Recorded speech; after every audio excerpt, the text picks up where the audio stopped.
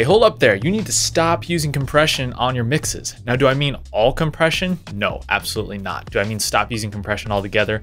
No, but if you're using compression for all of these dynamic situations, you're not gonna get the best sounding mix, and you're not gonna get that pro sounding mix that you're gonna need to make your music sound like it's as good as anything else on the charts. That's right, the pros don't just use compression, okay? They use so many other dynamic tools. And if you're just starting to get into this recording thing, or if you've been doing it for a long time, you need to know about these other ways that you can control the dynamics in your mix, but in a musical way where you're just not slamming it with a compressor every single time. So let me dive into the 3 best ways to not use compression and use these dynamic tools instead in your mixes. This channel is Make the Music. It'd be awesome if you hit the subscribe button and like the video down below. I also have Patreon, and you can join the channel if you want to get some extra benefits there. Go ahead and check them out. Anyways, let's get into the top 3 tips. Number 1, you need to be using a limiter on your mixes, not a compressor. Now let me explain here. A limiter is a great tool. Overused, it can be very bad for your mixes, but sometimes compression is just not getting the job done, okay? So compression, you're able to set the threshold and ratio of that compression to control the dynamics, but sometimes it's just not enough to rein in that super dynamic vocal, that bass guitar that you need to sit there, or maybe on your mix bus or master, right? So you want to use a limiter to pin a certain element of a mix, or just keep some of these really freaky peaks and shave the tops off of those to really give it that dynamic control. Modern sounding mixes are very, very controlled in terms of dynamics, especially the individual elements like vocals, like your bass section. Those are going to need to be locked in to get your mix to sound professional, especially if those frequencies are going all over the place. It's going to be really tough come the mastering stage to control the dynamics and get your mix as loud as the other pro mixes. So listen here as I stick a limiter on this bass guitar to pin it in place and to keep it from being so wobbly and dynamic.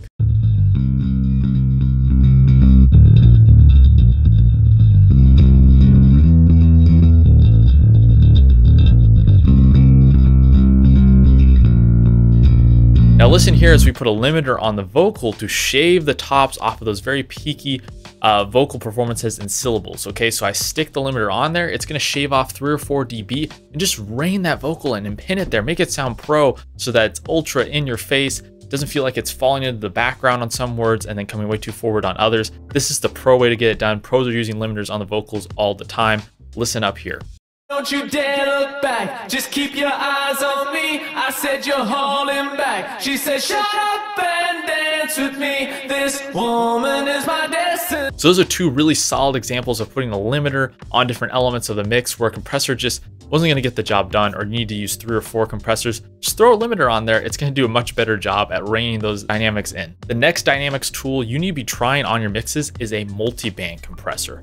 So similar to what I explained with the limiter, a multiband compressor is actually able to target a specific frequency range in your mix as opposed to compressing the whole sound. The limiter is going to also compress the whole sound, but the multiband, you can actually move the different bands around to find a particularly troublesome spot and rein it in on the specific instrument.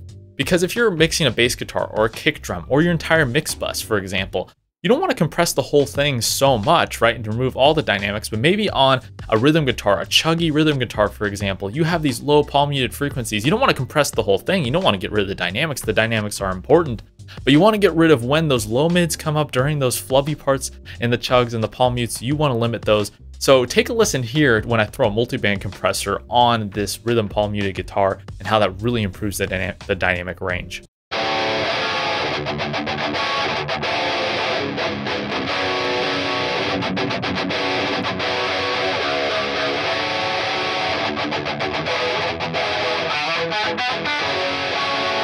And believe it or not, multiband compressors actually do a really good job on vocals as well. I'm going to throw it on between the 2K and 6K range to really take out those really harsh 4K frequencies that make your ear go, oh, that vocal's a little harsh, and rein those in a little bit. Do you wanna run through the jungle, baby? Do you wanna run through the jungle, yeah? Do you wanna go where you never gone before? The key with this vocal one is you don't want to go too hard in that 2 to 6K range. That's where a lot of the S sounds, that's where a lot of the enunciation of the vocal is. So if you multiband that too hard, you're going to make the singer sound like he has a lisp and kind of remove the clarity of the words. But you want to do it just enough to get rid of those peaky frequencies that the limiter and compressor weren't able. I also love using multiband compressors on bass guitars just to give that low end a really nice clear sense across the entire mix, and to keep one note from sounding way too low and heavy than another note. It just helps it sound really consistent, and especially in modern music, I think is an amazing tool to utilize. And the third tool you should be using instead of compression is actually just straight up volume automation. Believe it or not, that volume knob never loses its usability. Okay, we know in the beginning of the mixing stage, we want to get a good gain stage. We want to balance our mix. That's the most important part. You should spend a ton of time balancing your mix. If you're not doing that already, give that a shot on your next mix. But we know the volume knob, the fader, is our most important tool when it comes to mixing, and that doesn't stop. When it comes to volume automation, you especially want to do this on very transient, very uncontrollable instruments, okay? Think a vocal, right? You maybe have the compressor, you might have a limiter on there, but it still might not be enough to get that vocal to be upfront every syllable. I really recommend using some volume automation, especially on lead vocals, lead guitar tracks where different notes are being played, and just all across your entire mix, using some subtle automation to bring those elements up or down during important parts of the mix. Listen to this lead vocal with automation, and then without automation, how much more clearer it is in this entire mix, and doesn't feel like it falls into the background.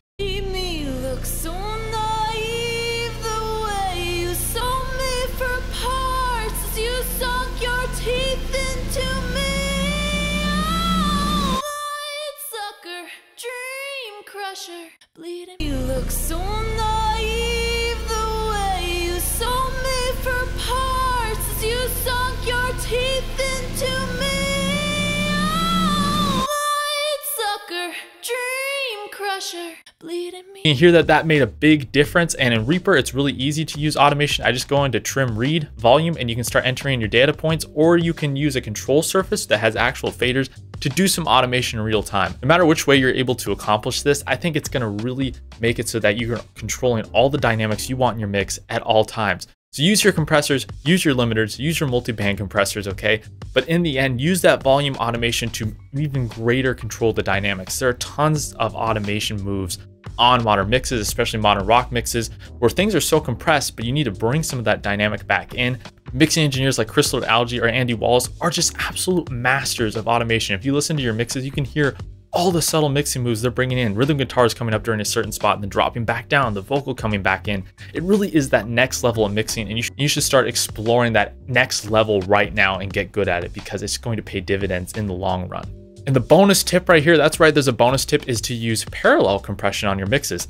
So there was some additional compression, but parallel compression is essentially really crushing a signal with compression at a very high ratio, bringing that threshold down, but not keeping the mix knob at 100%. This is really easy to do in Reaper. I'm gonna throw on the CLA 76 compressor. I'm gonna compress the ever-loving crap out of this bass guitar, and then move the mix knob down to bring in that heavily compressed sound. This is also commonly done on drum tracks, so you can compress those parts of the drum kit without making the cymbals sound too harsh or too compressed, and you can keep the dynamics there.